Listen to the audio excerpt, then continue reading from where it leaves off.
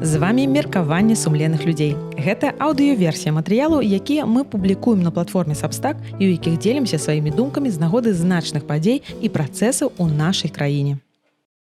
Беларуская адукацыя. Сістэма выхавання гасударавых людзей.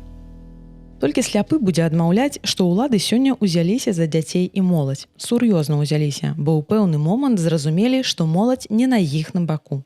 Александр Лукашенко адчуў гэта яшчэ напярэдадні пратэстаў у ліпені 2020-го, калі на вуліцах Беларусі ўжо пачалі вышыхтоўвацца ланцугі салідарнасці з удзелам вялікай колькасці маладых людзей. Ён тады заяўляў: «Шчыра прызнаю, мы страцілі не толькі моладзь у асноўным, таму што з ёй не працавалі, думалі, што ўсё само па сабе складзецца. Мы згубілі шмат у чым сувязь са звычайнымі людзьмі». І меў рацыю. Колькасць маладых людзей, што праз месяц пасля гэтых словаў выйшла на пратэсты, студэнтаў, нават школьнікаў, моцна ўражвала. Хутчэй за ўсё, уразіла яна і Лукашэнку. Прайшоў год. У жніўні 21-го, перад пачаткам навучальнага году, ён сабраў рэспубліканскую педагагічную нараду, на якой ужо загадваў настаўнікам, тым самым, што старанна малявалі яму прыгожыя працэнты ў выбарчых бюлетэнях, навесці парадак у школе, чаго б гэта не каштавала. Казаў, што школа не можа быць па-за палітыкай, але палітыка там можа быць толькі дзяржаўная. І палітыка прыйшла ў школу. Ці, дакладней, яна і так там была, але зараз стала адчыняць дзверы ва ўсе кабінеты з нагі. Ідэалогія ў адукацыі. Стаўку зрабілі на ідэалогію. Яна, дарэчы, таксама даўно ўжо прысутнічала ў сферы адукацыі. Адмысловы курс ідэалогіі беларускай дзяржавы, напрыклад, з'явіўся яшчэ ў 2007 годзе. Праўда, гартаючы дапаможнікі, напісаныя для гэтага курса, можна заўважыць, што напоўненыя яны былі нейкімі абстракцыямі, адарванымі ад рэальнага жыцця і патыхалі абавязалаўкай савецкіх часоў. А Лукашэнку патрэбная была канкрэтыка. Якая? Насамрэч, вельмі простая. Яе добра сфармулявала старшыня Савета Рэспублікі Наталя Качанова. Вы ўсе гасударавы людзі. Паводле яе гэта значыць поўнасцю належыце свайму гаспадару і залежыце ад яго. А ён ужо будзе для вас гарантам і незалежнасці, і суверэннасці, і законнасці, і як там яшчэ ў Канстытуцыі. Але прапісаць гэта наўпрост у ідэалогіях ды законах неяк няёмка, таму спрабавалі абгарнуць іншасказальна. Але ўсё не тое, ўсё не так. Не дзіва, што Лукашенко раздражняўся і скардзіўся расійскаму філосафу Дугіну ў 2021, што няма яшчэ ў Беларусі ідэалогіі, пакуль нічога не нарадзілася. Што за ідэя, казаў ён, якая не можа завалодаць масамі. Ніяк добраахвотна не хацелі людзі атаясамліваць галоўную ідэю існавання краіны з адной персонай. І ў 2020 улады зразумелі, калі ідэя не можа завалодаць масамі, то трэба яе убіваць туды сілком. Ад дзіцячага садка, школы, універсітэта. Таму асноўная нагрузка лягла на сістэму адукацыі. І тут панеслася. Аналітыкі iSense адзначаюць моцную ідэалагізацыю адукацыйных працэсаў, якая назіраецца апошнім часам. Тут і прыцягнення да ідэалагічных мерапрыемстваў, пачынаючы ад рознага роду суботнікаў і заканчваючы акцыямі да Дня адзінства народаў Беларусі і Расіі. Тут і акцыі па адзначэнні угодкаў з дня нараджэння лідара сусветнага пралетарыяту Уладзіміра Леніна. І галоўнае, працяг курсу на актыўнае насаджэнне культу асобы Александра Лукашэнкі. Па краіне з помпай праводзяцца прэзентацыі кнігі «Наш прэзідэнт». А ў сакавіку ладзіліся акцыі ў падтрымку інаўгурацыі Лукашэнкі, падчас якіх дзяцей прымушалі ўдзельнічаць у флэшмобах і крычаць на камеру «Вы народны прэзідэнт». Галоўнымі ж праваднікамі гэтай ідэалогіі сталі настаўнікі. Тыя самыя, што ў 2020 выклікалі АМАП на пратэстоўцаў каля выбарчых участкаў. Працягваючы логіку Качанавай, ужо сам Лукашенко сказаў, што настаўнік – гэта чалавек прэзідэнта. І задачай гэтых гасударавых прэзідэнцкіх людзей з'яўляецца выхаванне новых гасударавых людзей – прэзідэнцкага народа. Не пускаць і ўсё тут. Уладам становіцца зразумела, што па-за рамкамі дзяржаўнай адукацыі выхаваць такіх людзей немагчыма. Што ўжо казаць пра тых, хто едзе вучыцца за мяжу.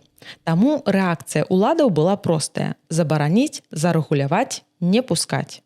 Забараніць прыватныя школы, гэты працэс мы назіраем з 2022 года, зарэгуляваць і ўзяць пад нагляд рэпетытараў, напрыклад, законапраект аб парадку ажыццяўлення самастойнай прафесійнай дзейнасці па навучанні ледзь не паставіў пад пагрозу існавання такога віду паслуг, як рэпетытарства.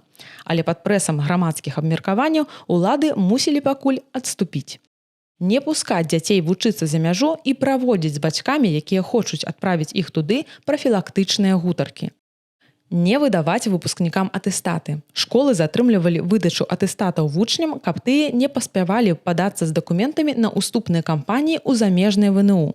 Часам даходзіла да таго, што ў атэстатах наўмысна рабіліся памылкі, каб вучням прыходзілася прасіць выдаць дублікат з выпраўленнямі, а за той час, пакуль рабіўся дублікат, у замежных ВНУ ўжо заканчвалася уступная кампанія. Ускладніць працэдуру апастылявання дакументаў. Кошты за апастыль дакументаў выраслі ў разы за апошнія гады, як выраслі і чэргі на гэтую працэдуру ў беларускіх установах.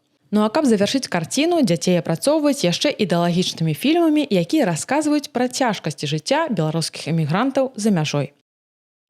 Аты-баты ішлі ў салдаты. Але адных настаўнікаў для ідэалагічнага выхавання дзяцей усё ж падалося мала. Таму на дапамогу ім прыйшлі сілавікі. І пачалі арганізоўвацца ваенна-патрыятычныя клубы, у якіх дзеці, яшчэ толкам не навучыўшыся чытаць, ужо вучацца збіраць і разбіраць аўтаматы, ісці ў рукапашны бой і кідаць гранаты.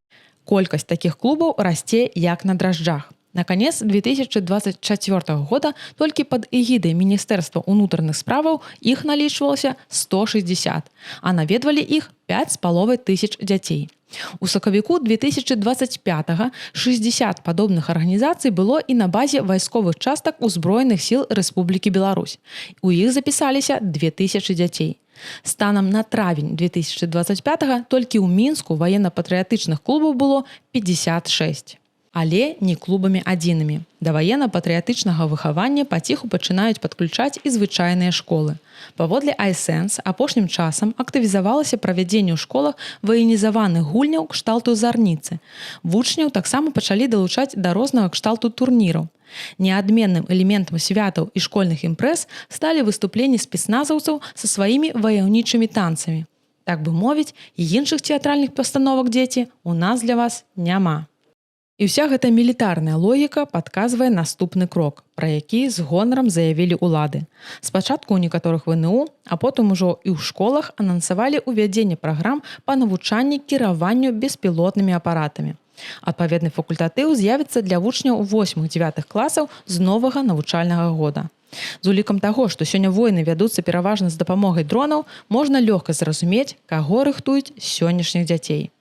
Сістэме патрэбныя салдаты, гатовыя выконваць любыя загады, і менавіта на іх падрыхтоўку робіцца ўсё больш акцэнт у беларускай адукацыі. Яе задача выхаваць такіх патрыётаў, якія будуць гатовыя ахвяраваць сабой дзеля аднаго чалавека, постаць якога спрабуюць выдаць беларусам і за дзяржаўную ідэалогію, і за ўвасабленне патрыятызму. Ёй патрэбныя гасударавы людзі. І гэта меркаванне сумленных людзей. Падпісвайцеся на наш канал, стаўце лайкі і абавязкова пішыце сваё меркаванне ў каментарах. На платформе Substack вы знойдзеце тэкставую версію гэтага матэрыяла. Спасылка ў апісанні. Чытаць артыкулы на Substack можна цалкам ананімна і без падпіскі. Але каб не прапусціць новыя меркаванні сумленных людзей, падпішыцеся, і новы матэрыял прыйдзе вам прама на электронную пошту. Галоўнае, памятайце пра бяспеку і указвайце электронны адрас без асабовых дадзеных.